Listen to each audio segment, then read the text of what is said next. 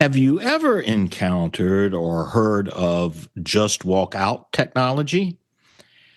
I hadn't either, if you haven't, until last week, and then it became an investigation, or maybe just a little morning adventure. Good afternoon, everyone. Happy Friday. I'm Richard Moore, and this is American Investigator. Happy to have you along. Hope your weekend will be well.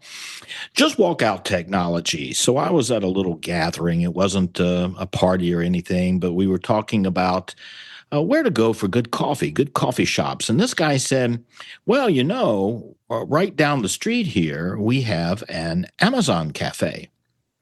Well, I'd never heard of an Amazon cafe. So I'm like, what's that? And he said, oh, yeah, just like at the airports, they use just walk out technology. And I had never heard of that. And I do go to a number of airports, but I've never encountered just walk out technology. So the next morning, I decided, well, it's a coffee shop. The guy said there was a Starbucks inside. And so my friend and we decided to wander on over. And so this is how it works. You get to here to the cafe, and there's a turnstile. At least at this one, there's a turnstile, and you scan your credit card to get into the cafe. And once you're in there, you can put your credit card away and you never have to stand in a line or pay for anything or talk to anybody. You go up and you pick up your food and you shop, you get what you want. In this case, there was a barista and she gave me my latte and my friend her tea. And then we had breakfast sandwiches over in another place and you could pick them up under a hot counter. But going in, and then after you do all this, you just walk out. And so going in, this woman was coming out and she said, well, if you've never been in here before, be careful because I was in here with my child and he wanted to buy candy and I didn't let him. So he had to put the candy back. And if you don't put these items right back where they were, this technology will charge you. And I guess the technology is massive surveillance. They have cameras everywhere. They have sensors everywhere, and they just get you. So they know what you walk out with, so you can theoretically decide you don't want an item you've picked up and put it back. But according to this woman, then you have to make sure you put it back right in the same spot. So I was worried about that, and I moved a sandwich, and I decided I didn't want it, and it was a little breakfast sandwich, and then I'm saying, oh, no, and my friend's saying, oh, no, we're going to be charged for that. And I worried about that, and I had to move another sandwich just to see what it was. I go over to the barista and get a latte, and we got a latte and a tea.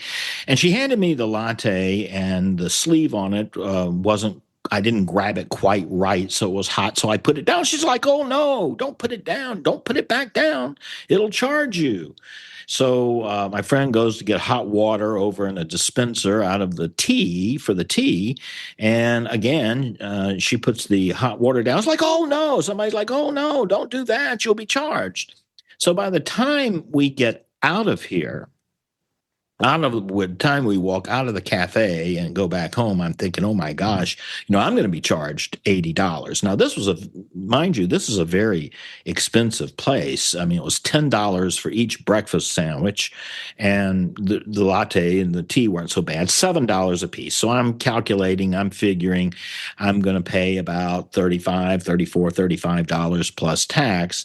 But now I'm worried that I'm going to pay $80, $100. And, we were all over the place in there. And after what that woman told me, I'm really going to be charged. So the first thing I did when I got back was rather than drink the coffee and eat the sandwich, I looked up my credit card, and then I was surprised because I wasn't overcharged. Nor was I correctly charged. I was vastly undercharged. Instead of a bill of about $35 to $38, it was $18. And I'm like, what the heck is going on here? I saw what everything cost. It couldn't have been, it had to be more than that. Well, it turns out you don't get receipts at this store because you're just walking out. So you can go to justwalkout.com. and you put in your last four digits of your credit card and so forth, and you get your receipt pops up. And so I did that. And when I looked at the receipt, lo and behold, it wasn't anything. Nothing was what we ordered. There was no latte on there. There was no tea on there. Well, there was one regular coffee for $2.99, and there were two mac and cheeses for $7 each. I never even saw any mac and cheese in there. So it was completely a different order, or it just made it up and hallucinated it. I don't know. And I just decided I'm never going back to this place again, and I'm certainly not going to complain that I was undercharged. But the whole experience, rather humorous as it was, reminds me that one of the dangers we have with technology these days is not so much that the technology is dangerous. I think we're always worried about AI overtaking the world, killing us all. It's that we sometimes rush the technology into consumer applications, into consumer use before the technology is ready. This technology clearly was not, at least in this store. I don't know how it works in airports, but at least in this store, this technology was clearly not ready for prime time. And it reminds me of all the things you hear about AI. For instance, we know, and AI is a great tool. I love AI, but you got to verify everything because it makes things up sometimes. It hallucinates, and sometimes it's just wrong. So you have to be very careful there because it's not quite ready for prime time. And then, 4 or 5 years ago, we don't hear about it so much these days, but 4 or 5 years ago, when we had with electric vehicles, some had hybrid, you drive it, and there's in some states you could do what is that? The self-driving technology. And in some of those cases, there were a couple of high-profile crashes where people relied on the self-driving technology part of it, and it malfunctioned and caused serious crashes and some fatalities. Again, the technology not ready for prime time. I think we all have to be cognizant of that as we use technology and go forward. There's always the race to beat the competition. There's always the race to make a buck. But one of the biggest issues we have these days, I think, is not so much with the technology, but with the fact that the technology might not just be ready to go. Now, the Wisconsin Senate has adjourned for the year unless they come back into special session. A couple of things I wanted to bring up to launch us into the weekend. And before I get there, though, let me not forget to point out a couple of things. One is next week I'm going to be down at the beach, so it won't be next week, but week after next, the week of March 30th. I will have a gentleman by the name of Mike Wilms who will join me as a guest. Now, Mike is a high-powered CFO. He's retired now. He was the CFO for the Lac du Flambeau tribe in northern Wisconsin. He was also the head of Hendricks Holding Company, and that's Diane Hendricks' company. She's the wealthiest, or one of the wealthiest billionaires here in Wisconsin, big Republican donor. Mike Wilms is a very accomplished person in the corporate world, and he's going to join me because he's got a fascinating theory about Social Security. And we're going to be talking about Social Security in a nutshell. Mike will explain to us what is going on in the fact that, in his view, Social Security, when they talk about it, well, it's going to be broke in 5 years, 8 years, whatever it is. It's been broke. It's not going to be broke. It's been broke. It ran out of money long time ago, 2010. And we're just borrowing. We're borrowing to make current Social Security payments.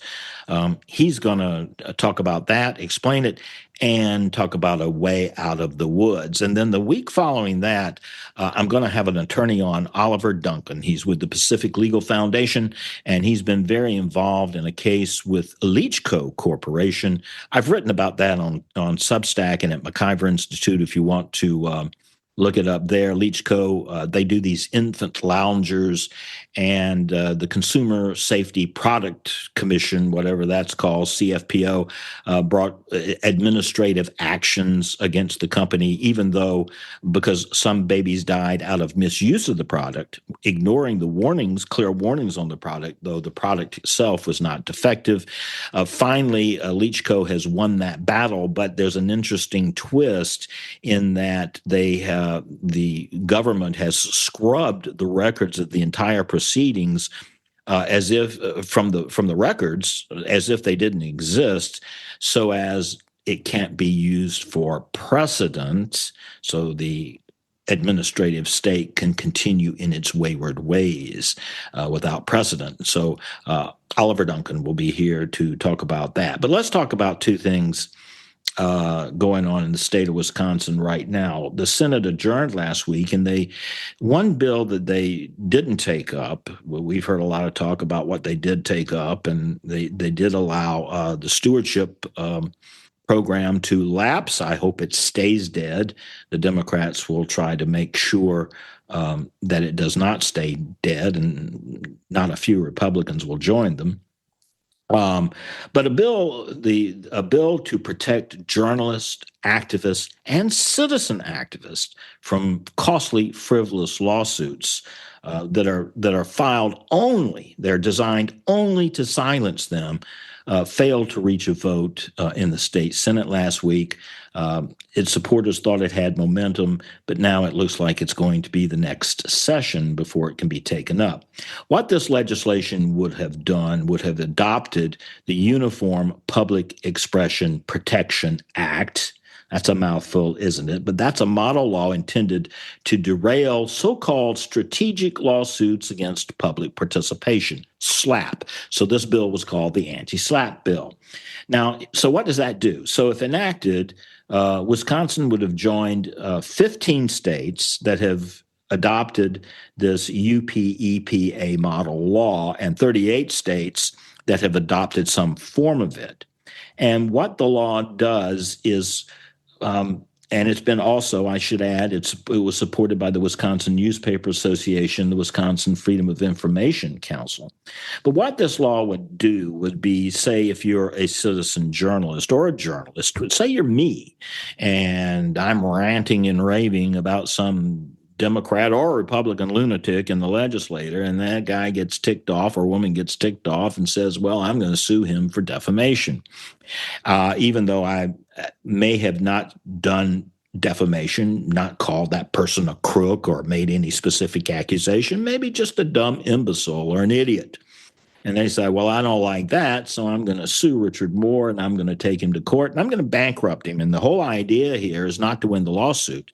The lawmakers will know they won't win the lawsuit, or anybody else who brings a defamation suit. The idea is to tangle them up, time them, shut me down, cause me to go hire a lawyer and spend all sorts of money and time fighting a frivolous lawsuit. So this bill would have allowed a person served with such a civil complaint to file an expedited special motion to dismiss the action. And if I could show that my communications that are being challenged were in a government proceeding, or about consideration or review of a government proceeding, or just based on my constitutional right of freedom of speech or of the press, or my right to assemble or petition or associate, if I could show that, then the defamation lawsuit would be dismissed. And the crux of it was that this motion that I could make would have to be taken up within 60 days, and then a judge would have to make a ruling within 60 days. And while the judge was making that ruling after I filed the motion, all discovery would be paused. That would eliminate my need to go hire an attorney. That's often the most expensive phase of this process. And then, if the lawsuit was found to be frivolous, it would be dismissed with prejudice, meaning it couldn't be refiled. And also, the person who filed the lawsuit, the defamation lawsuit, would be on the hook for lawyers' expenses, lawyers' fees. So it really is a disincentive to challenge and try to shut people down, not because they're actually defaming people, but because they just want to shut them up. Unfortunately, this bill did not pass, or it did pass the Assembly. It did not get out of the Senate, and so we have to take up next time. Now, you may be wondering, well, okay, so a journalist, this might be news to a journalist, might be important to a journalist like Richard, but what's it to me? Well, in fact, there's a case in point here in Wisconsin where it's important to anybody who might speak out or take part in their community. And I'm referring to an activist, also a parent. Her name was her name is Scarlett Johnson. She was sued for defamation after criticizing her school district on social media. The Wisconsin Institute for Law and Liberty they do yeoman's work. They do great work. They stepped in after she lost in circuit court. They stepped in to defend her in the appeals court.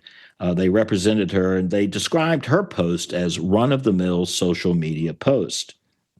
So, in explaining the case, we'll put it this way. The post in question criticized the school district for having a, quote, social justice coordinator, end quote, described people who hold such positions as woke, white saviors with a God complex, woke lunatics, bullies. Well, it sounds a lot like what I say in my writing and say on this podcast. And as Will points out, statements like these are pervasive on social media.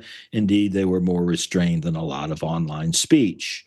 But the person who previously held the position of social justice coordinator decided to file a defamation lawsuit. The trial court allowed the claim to proceed, and then after Will stepped in, the Wisconsin Court of Appeals ruled in Johnson's favor, saying that the things she said couldn't be proven true or false, and therefore did not constitute defamation. But one of the important points here is that while all this was going on, she had to have representation. She came under significant pressure to settle, obviously disrupting her life and obviously rising legal bills. And that's why anti-SLAPP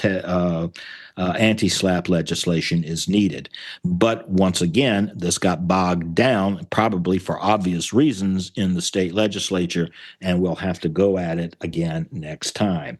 The other thing I wanted to talk about, I see some headlines this week about how to spend the state's surplus. We hear that all the time. We pick up the newspaper. Well, we got all these surpluses, and we do have a surplus. And in fact, in January, the Legislative Fiscal Bureau came out with an announcement or with a projection that our surplus was even greater than projected in the previous estimate because I think because of, we just had more income, corporate and individual income tax collections, now estimating at the end of the 27 biennium, $2.3 billion surplus. But amid all this, that sets everybody to wrangling. How are we going to deal with this? Are we going to use tax cuts? Are we going to spend it, invest it in education, Democrats say? And a lot of things will affect the final number depending on how the economy goes, depending on how the November elections go, the whims and wishes of those writing the next state budget. But when you look into the fine print of the Legislative Fiscal Bureau analysis and take a look beyond the both parties taking credit for billions of dollars in surplus, and pointing to their steady revenue growth and responsible fiscal management, as the Republicans like to do. That $2.37 billion is, how should we say, a little more tenuous than you might want to believe, because, in fact, we're not in any immediate fiscal trouble, far from it, obviously. But if you take a look at really key measures beneath the surface, lurking in the weeds, there's an issue that rarely makes the headlines, and that is we are in a structural deficit. And that means that if you take away one-time revenues, If you take a look at ongoing expenditures and ongoing income revenues, our expenditures in the second year of this coming biennium, the budget already being passed, the second year of the coming biennium, we're expecting to be in the red. So we need to be very, very more fiscally conservative in how we look at this, because you got nearly all of this increase in coming from individual income taxes and corporate income taxes. And if the economy begins to go down, begins to go south, those are going to fall off. And what is now projected to be in the second year of the biennium about a $500,000 deficit could become much, much worse. Need to pay a lot of attention. We've got also the LFB flags several potential issues. There's Wisconsin's hospital assessment, its Medicaid funding structure could all take things to the south. Last year's Budget Act made changes, of course, to the hospital assessment and access payments, and it specifically increased the amount to be collected as part of the hospital assessment and would increase payments to hospitals and offset GPR funding for medical assistance. But the federal government has signaled uncertainty about whether it will approve those changes. And if it does not, that's another shortfall of $396 million. So what could be a $500 million deficit could easily become a $900 million deficit, approaching $1 billion. So when Democrats keep talking as they did, they're going to invest these funds in education. We're going to spend $1.2 billion more in education. As soon as we get back into the new session, we're going to unveil all this legislation. Remember that we're really in the red if you take away the one-time revenues. It's not a great situation. More than ever, we need to be fiscally responsible. And by the way, fiscally responsible doesn't mean just cutting taxes. It should mean once they never do it, but once and for all, it should mean cutting state spending and getting serious about doing so. Only then will we come out with a truly balanced budget. But it's another reminder that the midterm elections are very important. We have a gubernatorial election, we have state senate elections and assembly elections. And if the Democrats were to pull a trifecta and win the governorship and win the assembly and win the Senate, we're going to be looking at a whole lot of red ink. And you know what that means? That means a whole lot of higher taxes. But we have a chance to stop it by not allowing that election outcome to happen. And that's what we need to be working for. Have a great weekend, everybody. I will see you next week. I'm Richard Moore. This is American Investigator.